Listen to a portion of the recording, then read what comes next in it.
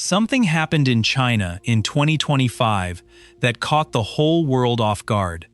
A factory there started making a brand new kind of battery. But here is the wild part. This battery does not use lithium at all. The main stuff inside it is something so common that you probably have a box of it in your kitchen right now. It costs about $1 per pound at the store. And yet this simple ingredient is powering a battery that does not catch fire, works in bitter cold, and can last almost 30 years of daily charging. The company behind it just landed the largest battery order anyone has ever seen. We are talking 60 gigawatt-hours of capacity. To put that in perspective, that one deal is close to half of everything that company made in all of 2025 combined, across every type of battery they sell. Meanwhile, American battery companies spent 3 decades betting everything on lithium. They had every chance to explore this other option. They passed on it. They called it a hobby, not a real technology. Now they are watching the ground shift under their feet in just a few months, and they did not see it coming. If you like videos like this, please hit the like button because these take a ton of work to put together. And subscribe so you do not miss the next one. The story you are about to hear is about how China found a way around lithium while America was busy looking the other direction. The ingredient was hiding in plain sight the whole time, and the company that made it happen is one most Americans have never even heard of. But before we get to that company and that massive deal, you need to understand why lithium ruled the world for so long, and why nobody thought anything could ever take its place.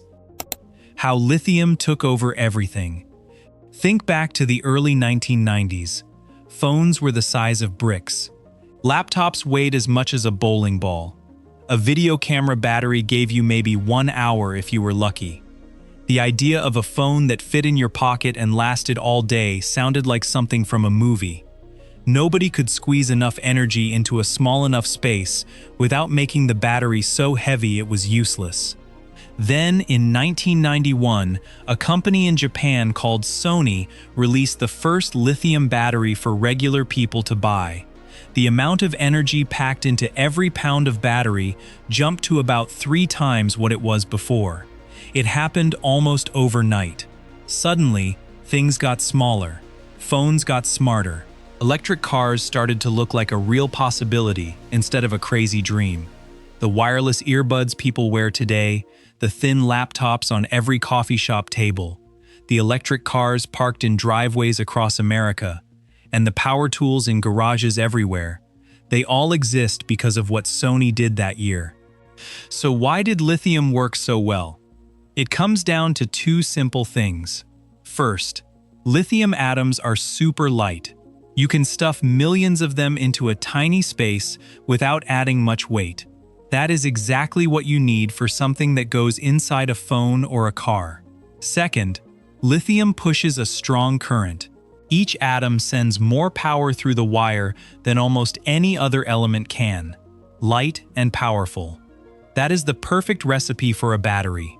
For 30 years, the whole world chased lithium. Billions of dollars went into digging it out of the ground in places like Australia and Chile. Factories got bigger and bigger. Prices came down year after year. Electric cars could drive farther with each new model. It seemed like lithium was the answer to every energy question, and nobody was looking for a different answer. But here is what happens when an industry finds something that works really well. The people in charge stop asking if something better might be out there. In American battery labs, questioning lithium was like questioning gravity. Nobody wanted to hear it. The money was flowing. The factories were humming. The cars were selling. Why mess with a good thing? That mindset is exactly what set the stage for what happened next. Because while American companies were busy perfecting lithium, someone else was quietly working on a completely different idea, and that someone else was not in America. The cracks in the lithium story were already there. The fire problems were known, the cold weather problems were written down, the supply chain issues were easy to see coming, but the profits were too good and the momentum was too strong. Nobody wanted to rock the boat. So the industry kept going, and those cracks kept growing. To see how bad they got, you just need to look at what happened when lithium batteries met the real world in ways nobody planned for. The problems hiding inside every lithium battery. You might remember this story from 2016, even if you forgot the details. A company called Samsung made a phone called the Galaxy Note 7. Reviewers said it was the best phone ever. People lined up to buy it. Then, within weeks, phones started catching fire. On desks, in pockets, on airplanes while they were flying. In one scary case, a phone caught fire on a nightstand while the owner slept just 2 feet away. Samsung had to pull every single phone off the market. Airlines around the world banned them. The whole recall cost Samsung $5 billion. It was one of the most expensive product disasters ever. Most people blamed Samsung for making a bad phone. But here is the part the news did not talk about much. The fire risk was not just in that one phone. It was inside every lithium battery ever built. The liquid that carries energy through a lithium battery can burn. Not just a little. It can really catch fire if the battery gets too hot, gets a hole in it, or charges too fast. And it gets worse. When one cell catches fire, it heats up the cell next to it. That cell catches fire and heats up the next one. It spreads through the whole battery pack like a row of matches going off. It happens faster than any cooling system can stop it. Engineers call this thermal runaway. Everyone else just calls it a disaster. Then there is what cold weather does to lithium. When the temperature drops below freezing, the tiny charged pieces inside a lithium battery stop flowing the way they should. They start sticking to the inside walls of the battery like little metal needles. Every time you charge the battery, those needles get a little bigger. If they get big enough, they can short out the battery from the inside, which creates heat and starts the same fire problem we just talked about. Even when the needles never get that big, cold weather still ruins your range. At the freezing point, a lithium battery loses a big chunk of its promised distance, not because anything broke, just because the air outside got cold. For someone driving an electric car in Minnesota in January, that can mean losing more than 100 miles of range on a morning when they need every mile they can get. Every electric car owner in a cold climate knows this secret. They talk about it in parking lots and online groups. The brochures never mention it, but winter shows the truth. These were not secret problems. Engineers had written about them for years. They built better cooling systems. They wrote smart software to manage the batteries. They even put heaters inside the packs to keep them warm. But none of that fixed the real issue. Lithium just does not work well in the cold. It never did. It never will. And between 2020 and 2022, the price of lithium itself went crazy. It jumped to 8 times what it cost before in just 24 months. Then in 2023, it crashed by 70% in 1 year. The industry had built the future of clean energy on something that changed price like a roller coaster. American companies kept pushing lithium anyway, but across the Pacific, someone was paying attention to those cracks, and they were about to do something about it. The answer had been sitting right under everyone's nose for 60 years. The battery ingredient America left behind. Here is something most people do not know. Long before lithium became the star of the battery world, scientists in the 1960s were looking at a totally different element. This element sits right below lithium on the periodic table. It acts in a lot of the same ways, and there is more of it in the ocean than almost anything else. You know it as table salt. The science word for the useful part of salt is sodium. The first rechargeable battery that packed a lot of energy was not a lithium battery, it was a sodium battery. Ford Motor Company built it in 1966. It was cool to watch in a lab, but it had one huge problem. It had to run at about 300 degrees Celsius. That is hot enough to melt lead. Nobody was going to put something that hot under the hood of a family car. so the idea sat there, interesting but useless in the real world. Then in 1972, a scientist named Stanley Whittingham figured out how to make a lithium battery work at normal room temperature. That one discovery changed everything. Lithium jumped ahead of sodium and never slowed down. When Sony started selling the first lithium batteries in 1991, the race was basically over. Over the next 30 years, more than $1 trillion went into lithium technology all around the world. Sodium got put on a shelf, not because someone proved it was worse, just because nobody wanted to spend the money to prove it could be better. But sodium had one problem that drove researchers crazy for 40 years. Sodium atoms are about 35% bigger than lithium atoms. Inside a battery, atoms have to slide in and out of a storage material over and over without breaking it. Lithium fits perfectly between the layers of graphite, which is the stuff inside your pencil. The fit is so good that lithium can go in and out almost forever without wearing anything down.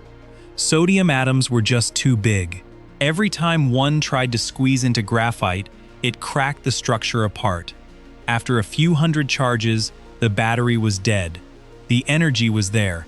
The chemistry worked. But the storage material could not handle the size of the atoms. That one problem shut down sodium battery research for 40 straight years. American companies looked at it and said, no thanks. They had lithium working, and lithium was making them money. Why risk billions on salt? But not everyone felt that way.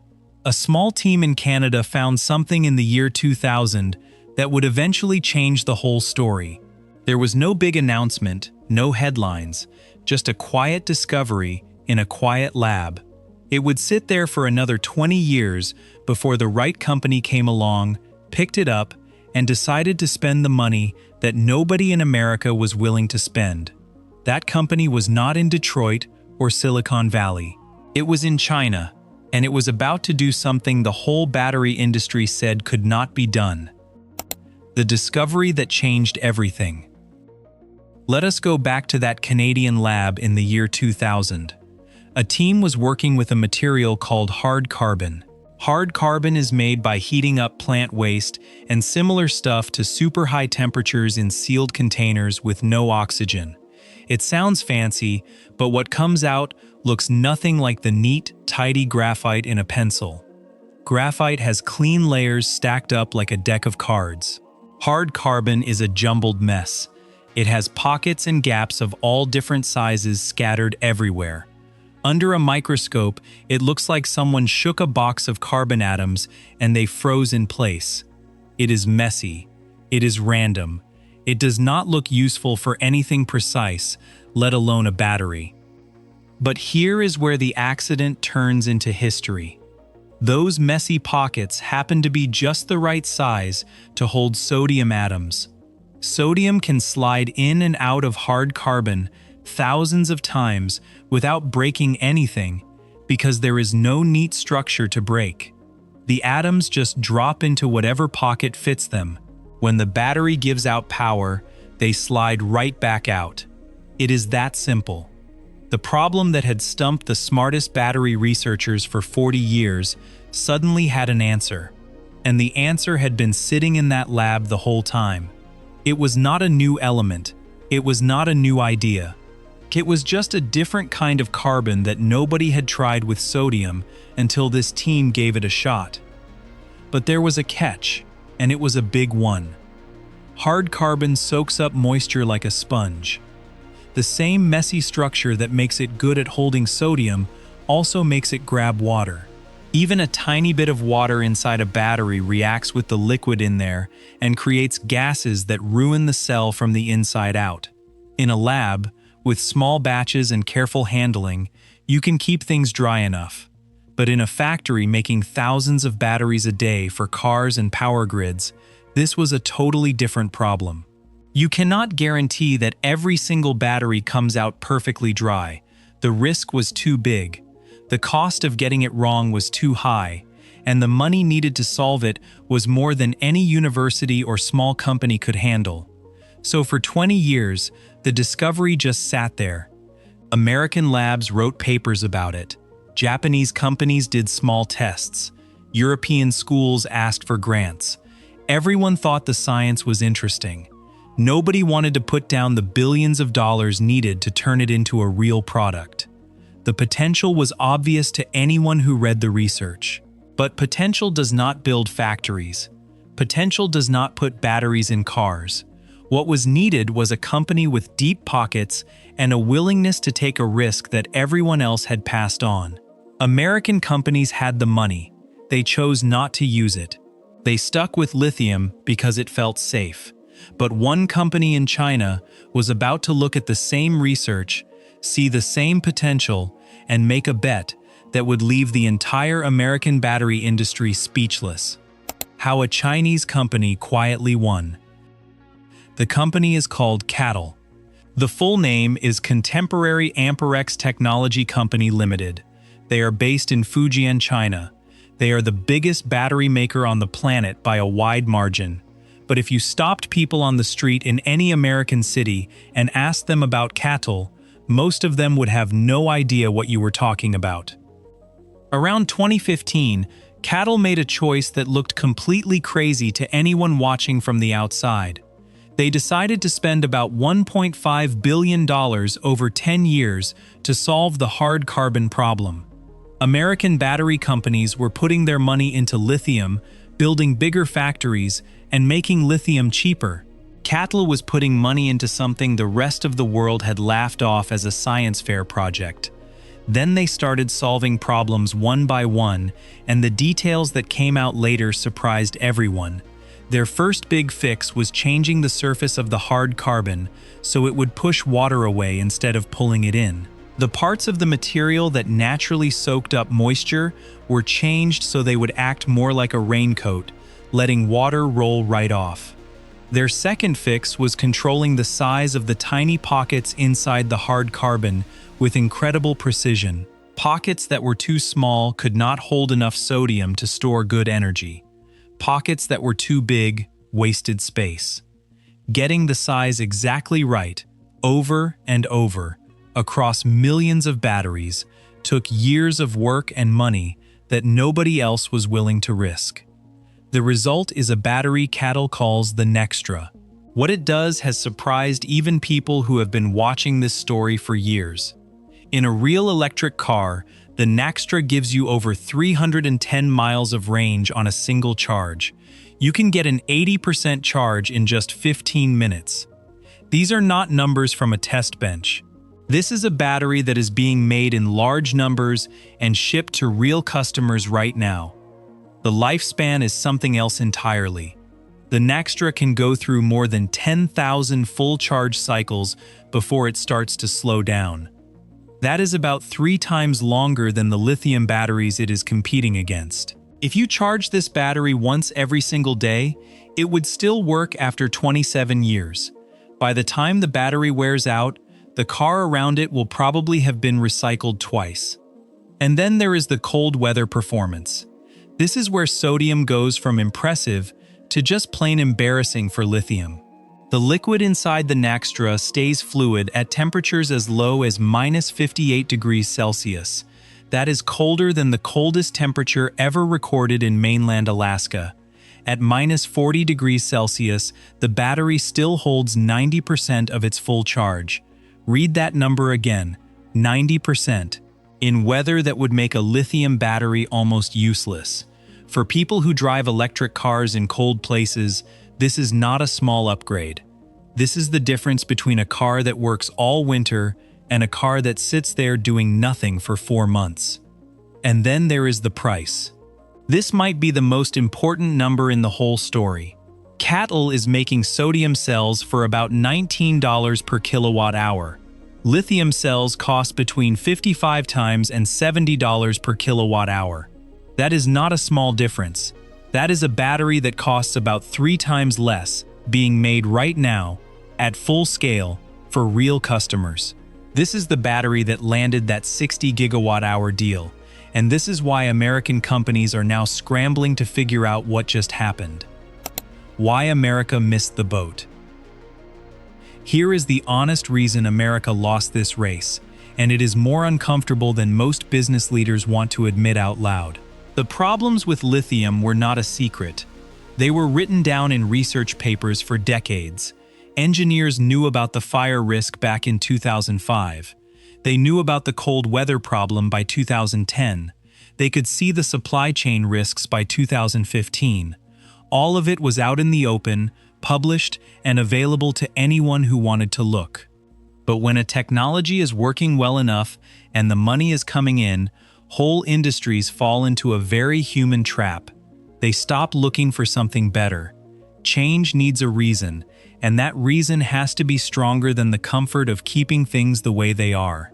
American battery companies had that reason right in front of them for 20 years. They chose comfort, they picked the technology they already knew, the factories they had already built, and the profits they were already collecting. Chinese battery companies made a different choice. They read the same papers. They saw the same potential. They decided to spend the money and put in the time to turn that potential into something real. Now that harder path has become the winning path, and America is trying to catch up in a technology it could have led from the start. The sodium battery did not come out of nowhere. It sat in labs and research papers for more than 20 years, waiting for the moment when the world would finally pay attention. That moment came because lithium made it come. Lithium got too expensive. It was too risky with the fires. It was too controlled by a small number of countries. All of that pushed the industry to finally look at the alternative that had been sitting on the periodic table the whole time. For American car companies trying to make affordable electric vehicles, this is really tough news. Chinese electric cars with sodium batteries can be priced lower than American companies can match with lithium. The gap in raw material cost is just too big. You cannot design your way around a 3 times difference in what the basic stuff costs. For American power grids being built with billions of taxpayer dollars, the news is just as hard. Those grids are being built with lithium batteries that Chinese factories are already moving past. The storage systems going online today will use batteries that cost more, do not last as long, and carry fire risks that sodium batteries simply do not have. The future of energy was hiding in your salt shaker the whole time. China figured it out first. They spent the money. They solved the problems. They built the factories. America is now in the position of a country that watched a whole new industrial revolution begin and stayed home reading the newspaper. The lithium era is not over yet, but for the first time in 30 years, the world has a real alternative, and it is not controlled by American companies. That 60 gigawatt-hour deal in 2025 was not just a contract. It was a sign that the map of global energy just got redrawn, and the new center is not where anyone in Detroit or Silicon Valley thought it would be. If you like this story and want to keep seeing more like it, hit the like button, subscribe, and turn on notifications so you never miss the next one. There are more videos on the screen right now if you want to keep going.